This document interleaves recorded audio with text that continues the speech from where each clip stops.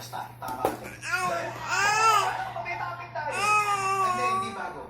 Mas luma. Mas luma. Kasi, millennials, bago mag-COVID, ang mga Pilipino tayo, no, para sumikat, kailangan maging katunog ka ni Mac Monroe, Presley, at kung sino pa, para maging Mac Monroe ka ng Pilipinas, para ka sumikat that time. At ang mga plaka noon, tunog lata, ayaw patugtugin ng FM radio. Kaya nagkaroon ng tinatawag na stigma na uso sa isang bakya.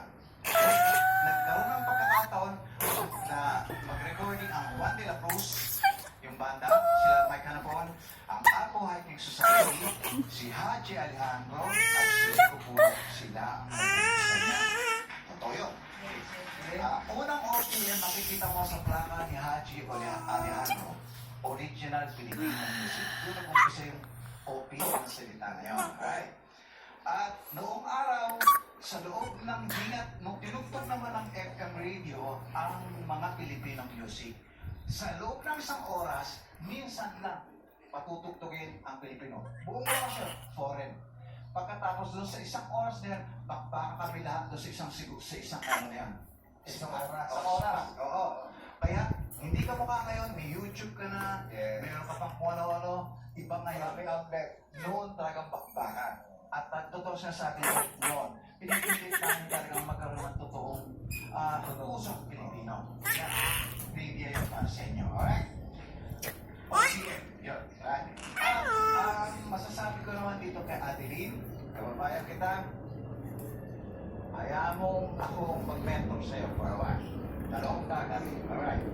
Ikaw ay 17 years old and I can understand yung choice mo sa damit. Pero, you are ahead of your time, Iha. Ang isip mo, mature, musically, na over the edge ka na eh. Iba kasi yung kinanta mo ngayon, you never heard yan eh. Parang balita ko, tinanong ko pa eh, saan galing yung kanta na yun? Galing daw sa isang teleserye yata, o ano, Kampanerang Cuba, I think. Ano tama but it was so beautifully done na kinanta mo yun na ako ang mahanga talaga. Ngayon, pagdating mo sa sinasabi ko, yung choice mo ng mga kanta at yung iyong dress code hindi nagmamatch. Ang ibig ko sabihin, kamukha ko. Sino to? Imagine mo kung ako naka-hip-hop dito, palagay ko nag-match.